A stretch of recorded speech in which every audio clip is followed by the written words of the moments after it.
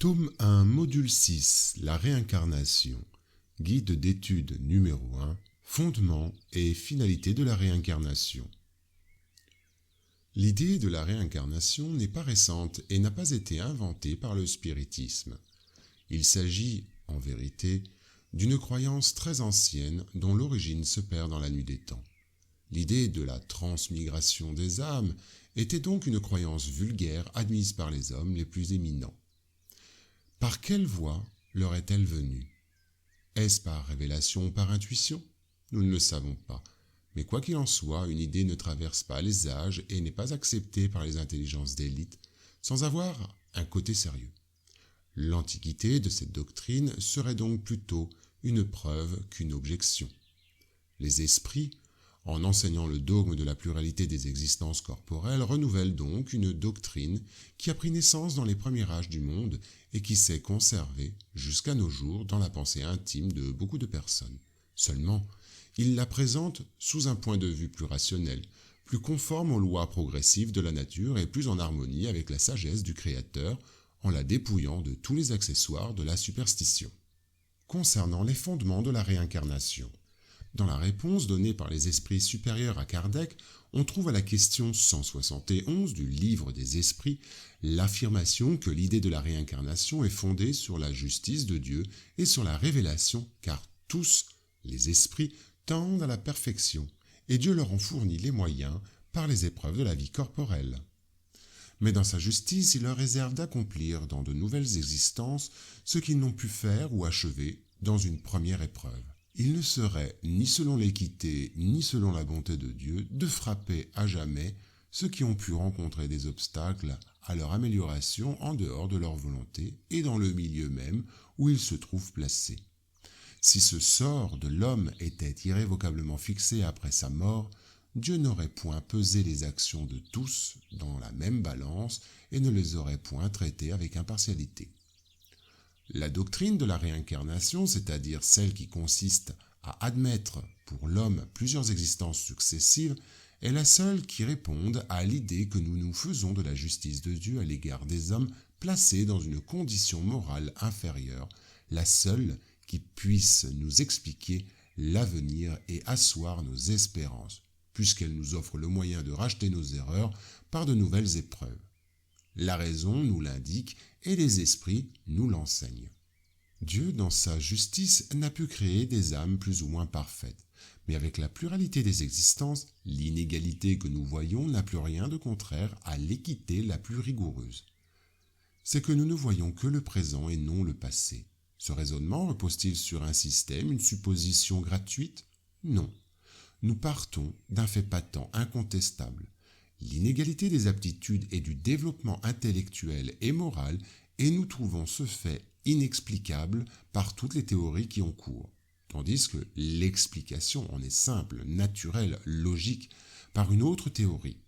Est-il rationnel de préférer celle qui n'explique pas à celle qui explique? Le principe de la réincarnation est une conséquence nécessaire à la loi du progrès. Sans la réincarnation, comment expliquer la différence qui existe entre l'état social actuel et celui des temps de barbarie? Si les âmes sont créées en même temps que les corps, celles qui naissent aujourd'hui sont tout aussi neuves, tout aussi primitives que celles qui vivaient il y a 1000 ans.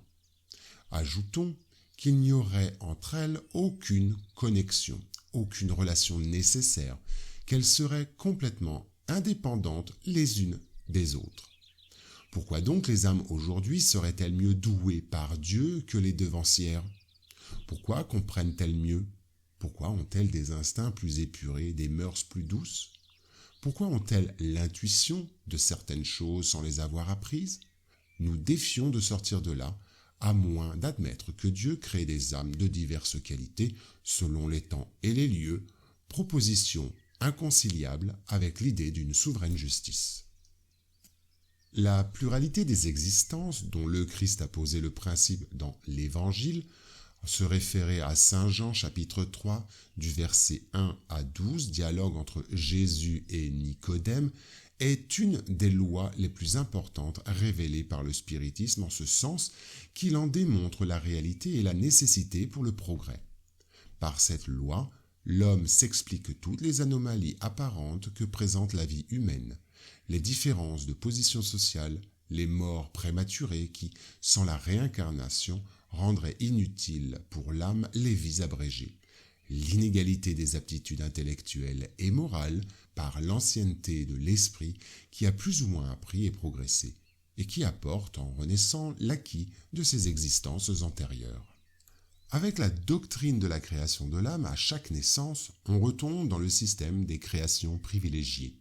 Les hommes sont étrangers les uns aux autres, rien ne les relie, les liens de famille sont purement charnels, ils ne sont point solidaires d'un passé où ils n'existaient pas. Avec celle du néant après la mort, tout rapport cesse avec la vie. Ils ne sont point solidaires de l'avenir. Par la réincarnation, ils sont solidaires du passé et de l'avenir. Leur rapport se perpétuant dans le monde spirituel et dans le monde corporel, la fraternité a pour base les lois mêmes de la nature. Le bien a un but, le mal a ses conséquences inévitables.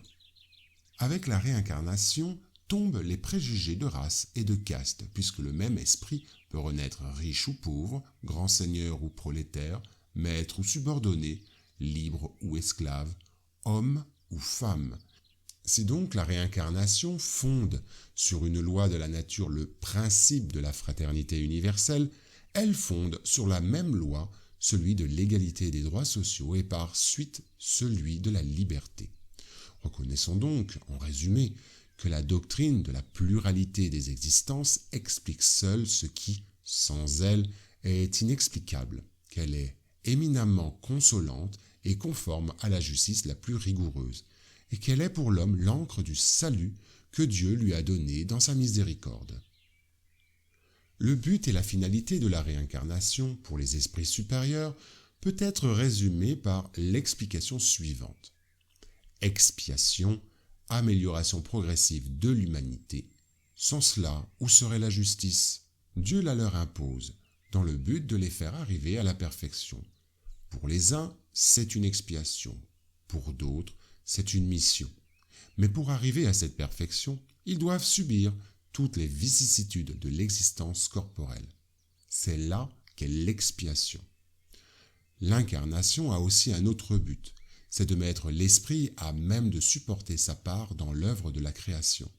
C'est pour l'accomplir que, dans chaque monde, il prend un appareil en harmonie avec la matière essentielle de ce monde pour y exécuter, à ce point de vue, les ordres de Dieu, de telle sorte que tout en concourant à l'œuvre générale, il avance lui-même. L'action des êtres corporels est nécessaire à la marche de l'univers, mais Dieu, dans sa sagesse, a voulu que, dans cette action même, ils trouvassent un moyen de progresser et de se rapprocher de lui. C'est ainsi que, par une loi admirable de la Providence, tout s'enchaîne, tout est solidaire dans la nature. L'incarnation est nécessaire au double progrès moral et intellectuel de l'esprit. Au progrès intellectuel, par l'activité qu'il est obligé de déployer dans le travail, au progrès moral, par le besoin que les hommes ont les uns des autres. La vie sociale est la pierre de touche des bonnes et des mauvaises qualités. La bonté, la méchanceté, la douceur, la violence, la bienveillance, la charité, l'égoïsme, l'avarisme, l'orgueil, l'humilité, la sincérité, la franchise, la loyauté, la mauvaise foi, l'hypocrisie. En un mot, tout ce qui constitue l'homme de bien ou l'homme pervers a pour mobile, pour but et pour stimulant les rapports de l'homme avec ses semblables. Pour l'homme qui vivrait seul, il n'y aurait ni vice ni vertu. Si par l'isolement il se préserve du mal, il annule le bien. Le progrès chez les esprits est le fruit de leur propre travail. Mais, comme ils sont libres, ils travaillent à leur avancement avec plus ou moins d'activité ou de négligence, selon leur volonté. Ils hâtent ainsi ou retardent leur progrès et par suite leur bonheur. Tout esprit qui reste en arrière ne peut s'en prendre qu'à lui-même, de même que celui qui avance en a tout le mérite. Le bonheur qu'il a conquis n'en a pas plus de prix à ses yeux. Le progrès intellectuel et le progrès moral marche rarement de front. Mais ce que l'esprit ne fait pas dans un temps, il le fait dans un autre, de sorte que les deux progrès finissent par atteindre le même niveau.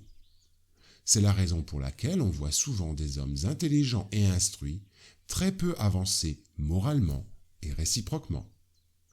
Une seule existence corporelle est manifestement insuffisante pour que l'esprit puisse acquérir tout ce qui lui manque en bien et se défaire de tout ce qui est mauvais en lui. Dans chaque existence nouvelle, l'esprit apporte ce qu'il a acquis dans les précédentes en aptitude, en connaissance intuitive, en intelligence et en moralité. Chaque existence est ainsi un pas en avant dans la voie du progrès. Toutefois, il est important de considérer que l'état corporel n'est que transitoire et passager. C'est à l'état spirituel surtout qu'il recueille les fruits du progrès accompli par son travail dans l'incarnation. C'est alors aussi qu'il se prépare à de nouvelles luttes et prend les résolutions qu'il s'efforcera de mettre en pratique à son retour dans l'humanité, c'est-à-dire la réincarnation.